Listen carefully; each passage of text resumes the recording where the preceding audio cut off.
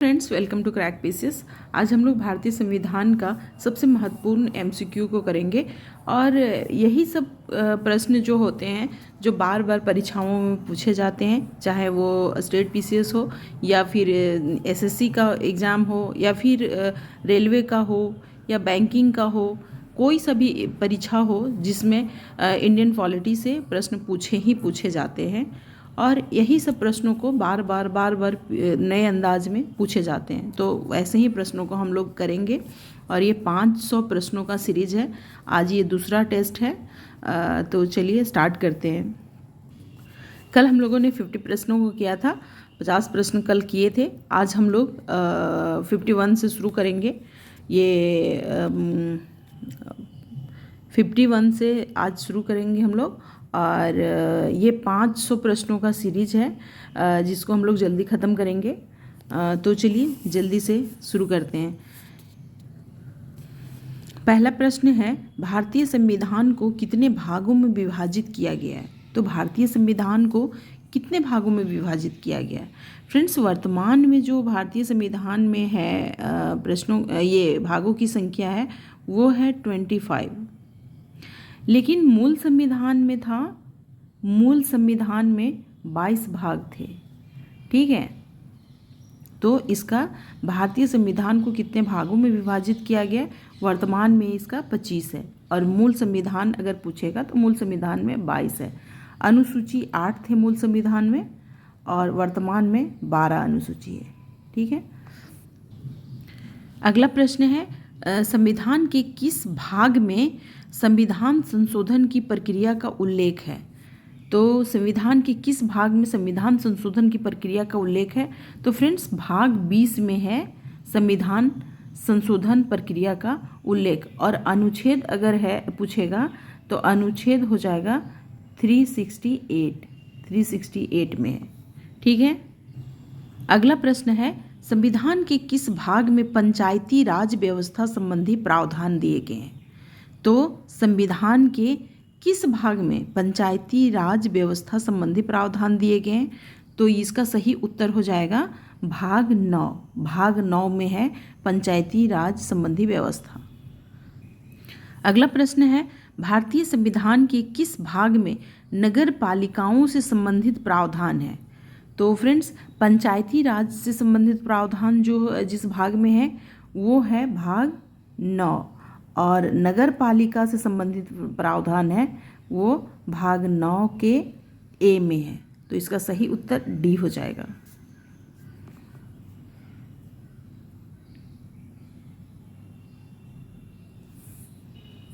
अगला प्रश्न है, संविधान के किस भाग में नागरिकता का उल्लेख है? किस भाग में नागरिकता का उल्लेख है? तो इसका सही उत्तर भाग 2 हो जाएगा, भाग 2। अगला प्रश्न है, वर्तमान में भारतीय संविधान में कुल कितनी अनुसूचियां हैं? तो फ्रेंड्स, मूल संविधान में 8 अनुसूची थे, लेकिन वर्तमान में 12 अनुसूचियां हैं, 12। तो इसका सही उत्तर सी हो जाएगा। ठीक है, अगला प्रश्न है, संविधान सभा की प्रारूप समिति द्वारा प्रस्तुत प्रारूप संविधान में कितनी अनुसूचियां थी? तो कितनी थी उस टाइम अनुसूचियां? उस टाइम 12 तो थी नहीं, उस टाइम 8 अनुसूचियां थी। इसका सही उत्तर बी हो जाएगा। इसका सही उत्तर हो जाएगा, क्या हो जाएगा इसका सही उत्तर? इसका सही उत्तर हो जाएगा पहला संशोधन 1951 में जोड़ा गया था। इसमें है केंद्र और राज्यों संबंधी प्रावधान है, केंद्र राज्य संबंधी प्रावधान है।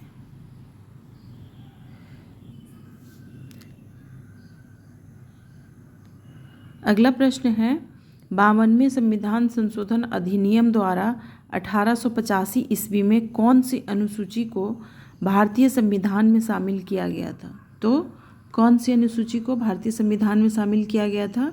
तो इसका सही उत्तर है बी, 10वीं अनुसूची। ठीक है, 10वीं अनुसूची में क्या है? दल बदल है, दल बदल।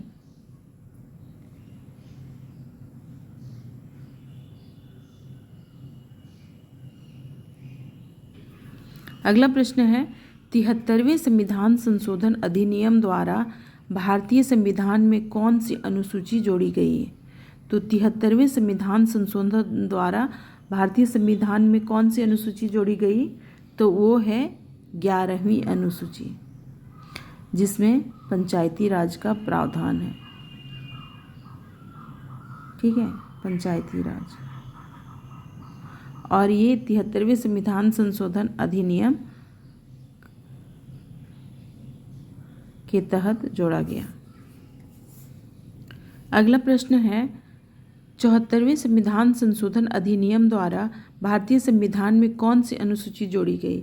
तो 74वें संविधान संशोधन अधिनियम द्वारा 12वीं अनुसूची को जोड़ी गई और इसमें नगर पालिका नगर निगम से संबंधित प्रावधान है। नगर पालिका चुनाव, नगर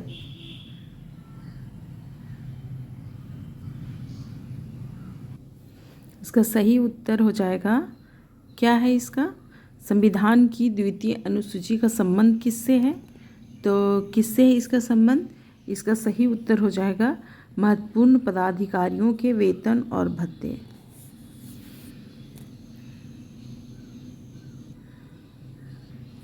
अगला प्रश्न है भारत संघ में शामिल राज्यों और संघ शासित क्षेत्रों का उल्लेख भारतीय संविधान की किस अनुसूची में है? किस अनुसूची में? इसका सही उत्तर हो जाएगा प्रथम अनुसूची।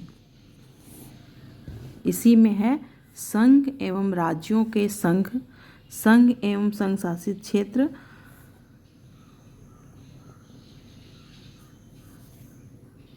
अगला प्रश्न है भारतीय संविधान की तीसरी अनुसूची का संबंध किससे है? तीसरी अनुसूची का संबंध किससे है? इसका सही उत्तर हो जाएगा शपथ तथा प्रतिज्ञान से, यानी शपथ ग्रहण से है। इसका सही उत्तर बी हो जाएगा। अगला प्रश्न है भारतीय संविधान में 22 भाषाओं को राजभाषा का दर्जा प्रदान किया गया है। इन राजभाषाओं का उल्लेख किस अनुसूची में है? किस अनुसूची में है? तो इसका सही उत्तर हो जाएगा 8वीं अनुसूची। अगला प्रश्न है दल बदल के आधार पर निर्वाचित सदस्यों की अयोग्यता संबंधी विवरण संविधान की किस अनुसूची में है? तो फ्रेंड्स इसका सही उत्तर हो जाएगा 10वीं अनुसूची। ठीक है, 10वीं अनुसूची।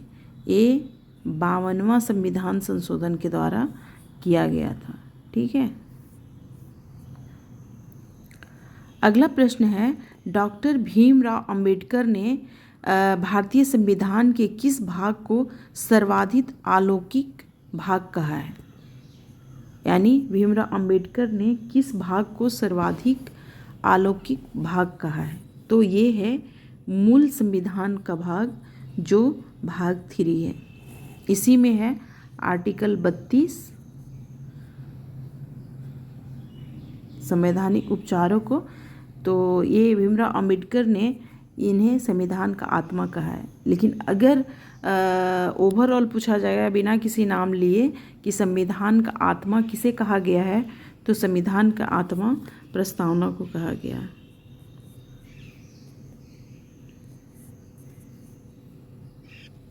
अगला प्रश्न है भारतीय संविधान के भाग 3 में कुल कितने अनुच्छेदों में मूल अधिकारों का वर्णन है?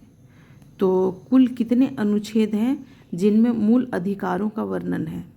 तो फ्रेंड्स ये है 12 से 35 तक, 12 से लेकर 35 तक हैं मूल अधिकार। तो टोटल कितने हो गए? टोटल 24 हैं। 24 अनुच्छेदों में मूल अधिकारों का बात। अगला प्रश्न है वर्तमान में भारतीय नागरिकों को कितने मौलिक अधिकार प्राप्त हैं? तो फ्रेंड्स वर्तमान में जो भारतीय नागरिकों को मौलिक अधिकार प्राप्त है वो 6। ठीक है, नहीं तो 7 मौलिक अधिकार थे जिसे संशोधन करके उसे हटा दिया गया और संपत्ति के अधिकार को 300 के काम में रख दिया गया। ठीक है।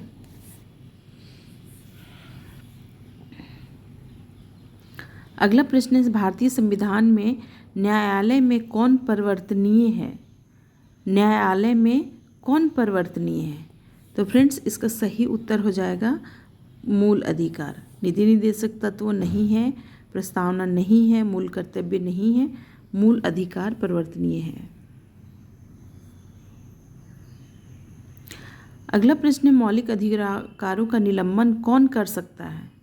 तो मौलिक अधिकारों का निलंबन कौन कर, तो इसका सही उत्तर हो जाएगा भारत के राष्ट्रपति। भारत के राष्ट्रपति आपातकालीन स्थिति में मौलिक अधिकारों का निलंबन कर सकते हैं। अगला प्रश्न है, समानता का अधिकार भारतीय संविधान के किन 5 अनुच्छेदों में है? तो फ्रेंड्स, समानता का अधिकार अनुच्छेद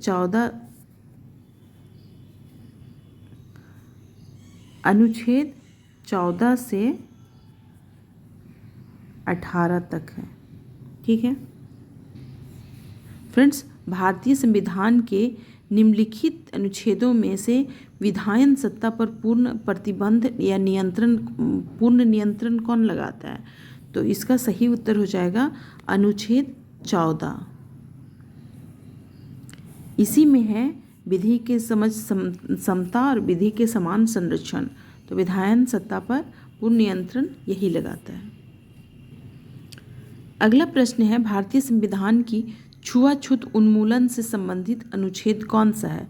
तो फ्रेंड्स, छुआछूत उन्मूलन से संबंधित जो आर्टिकल है, अनुच्छेद है, वो है 17 है छुआछूत उन्मूलन से संबंधित।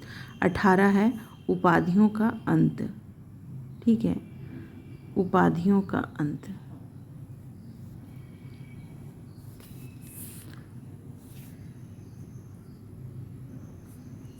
अगला प्रश्न है, समानता का अधिकार भारतीयों के लिए सुनिश्चित करता है। क्या सुनिश्चित करता है? धार्मिक समानता, आर्थिक समानता और सामाजिक समानता। ये उपर्युक्त सभी हो जाएगा। अगला प्रश्न है, 1995 में पारित अस्पृश्यता अपराध अधिनियम को वर्तमान में किस नाम से जाना जाता है? तो वर्तमान में किस नाम से जाना जाता है? इसका सही उत्तर हो जाएगा सिविल अधिकार संरक्षण अधिनियम। ठीक है। अगला प्रश्न है, भारतीय संविधान का अनुच्छेद 21 निम्नलिखित में से किसके विरुद्ध संरक्षण प्रदान करता है? तो किसके विरुद्ध संरक्षण प्रदान करता है? तो फ्रेंड्स, इसका सही उत्तर हो जाएगा कार्यपालिका के विरुद्ध। इसमें है अनुच्छेद 21 में है प्राण एवं दैहिक स्वतंत्रता। प्राण एवं दैहिक स्वतंत्रता।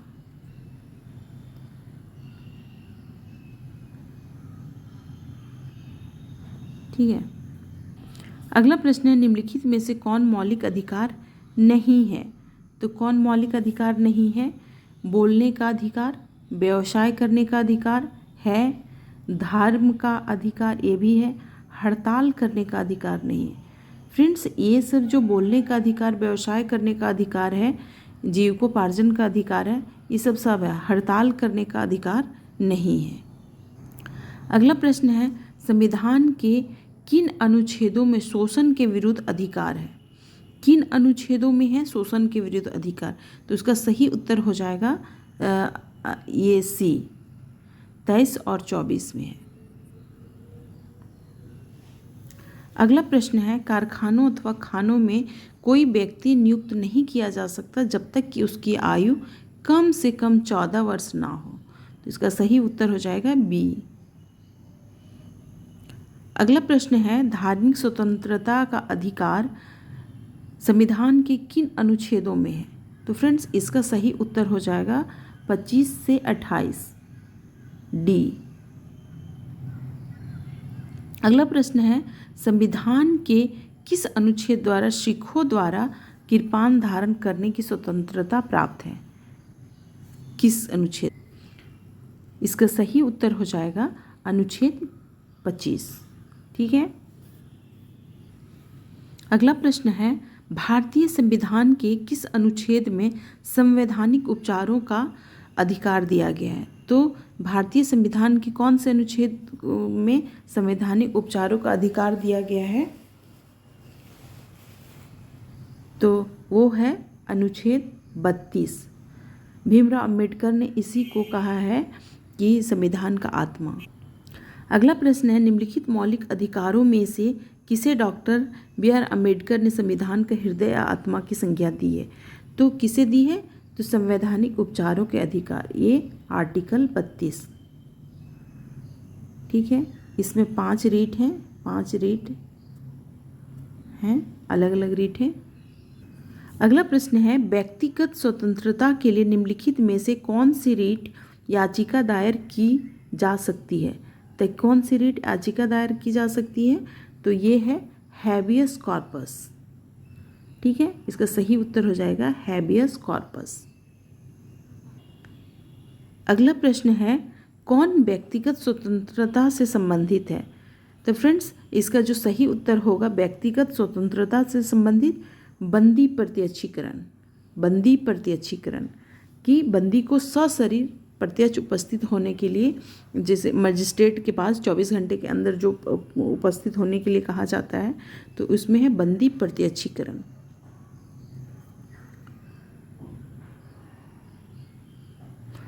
अगला प्रश्न है, निम्नलिखित में से किस याचिका का शाब्दिक अर्थ होता है हम आदेश देते हैं? तो इसका शाब्दिक अर्थ होता है हम आदेश देते हैं, मैंडमस यानी परमादेश, आदेश देते हैं। अगला प्रश्न है, निम्नलिखित में से किस याचिका का शाब्दिक अर्थ होता है हम आदेश देते हैं? अगला प्रश्न है, संपत्ति के मौलिक अधिकार को कब समाप्त कर दिया गया? तो संपत्ति के मौलिक अधिकार को कब समाप्त कर दिया गया? तो फ्रेंड्स, संपत्ति के मौलिक अधिकार को समाप्त कर दिया गया 44वें संविधान संशोधन 1978 के द्वारा। 44वें संविधान संशोधन के द्वारा, ठीक है, 1978। और इसको क्या किया गया कि 300 के काम में रख दिया गया जा कर के, और ये अब एक विधिक अधिकार है। ठीक है, अगला प्रश्न है, भारतीय संविधान के अनुसार संपत्ति का अधिकार क्या है? संपत्ति का अधिकार एक विधिक अधिकार है। अगला प्रश्न है, मत देने का अधिकार क्या है? मत देने का अधिकार एक क्या है? क्या है? इसका सही उत्तर है एक कानूनी अधिकार। यानी मत देने का अधिकार, जब हमारा 18 वर्ष के हम हैं तो मताधिकार हमारा एक संवैधानिक अधिकार है, संवैधानिक। चूँकि संवैधानिक यहाँ ऑप्शन नहीं है तो ये कानूनी अधिकार है। ठीक है, अगला प्रश्न है, संविधान का वह कौन सा भाग है जो संविधान के निर्माताओं के मस्तिष्क और उद्देश्यों को प्रतिबिंबित करता है? तो कौन सा है? तो इसका सही उत्तर है कि ये संविधान की प्रस्तावना। अगला प्रश्न है, राज्य के नीति निर्देशक तत्वों में निम्नलिखित में से किन किन प्रकार के सिद्धांत अंतर्निहित हैं? तो नीति निर्देशक तत्वों में किन किन प्रकार के सिद्धांत निहित हैं? तो इसमें फ्रेंड्स आर्थिक सिद्धांत भी है, सामाजिक सिद्धांत भी है, प्रशासनिक सिद्धांत भी है। इसका सही उत्तर उपर्युक्त सभी हो जाएगा, यानी डी हो जाएगा।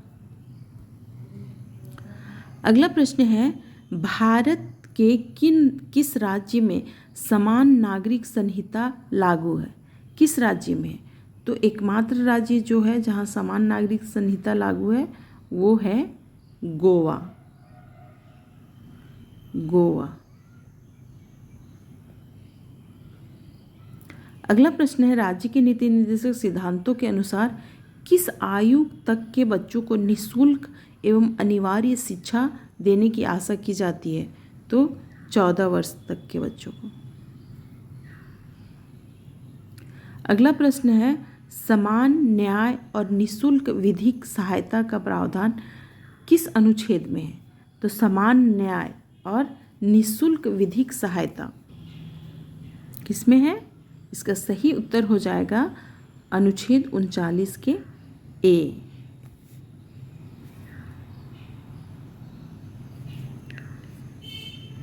अगला प्रश्न है, भारतीय नागरिकों के लिए एक समान सिविल संहिता प्राप्त करने की बात कही गई है। क्या कही गई है? समान सिविल संहिता। इसका सही उत्तर हो जाएगा क्या? अनुच्छेद 44। ठीक है। अगला प्रश्न है, संविधान के किस अनुच्छेद में न्यायपालिका का कार्यपालिका से पृथक्करण का उल्लेख किया गया है? तो फ्रेंड्स, इसका सही उत्तर हो जाएगा अनुच्छेद 50। ठीक है। अगला प्रश्न है, राज्य के नीति निर्देशक सिद्धांतों में से किस अनुच्छेद का संबंध अंतर्राष्ट्रीय शांति और सुरक्षा के संवर्धन में है?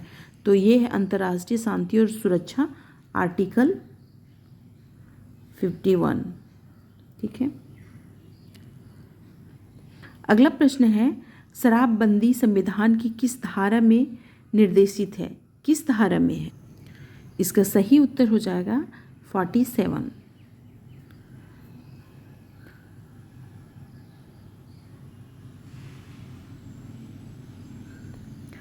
अगला प्रश्न है, भारत की संघीय व्यवस्थापिका को किस नाम से जाना जाता है? संघीय व्यवस्थापिका को किस नाम से जाना जाता है? तो फ्रेंड्स, इसका सही उत्तर हो जाएगा संसद। ठीक है। तो आज के लिए बस इतना ही। अब हम लोग अगले फिर टेस्ट वाले सीरीज टेस्ट में करेंगे। तब तक के लिए धन्यवाद। अगर वीडियो पसंद आए तो लाइक, शेयर और सब्सक्राइब जरूर करें।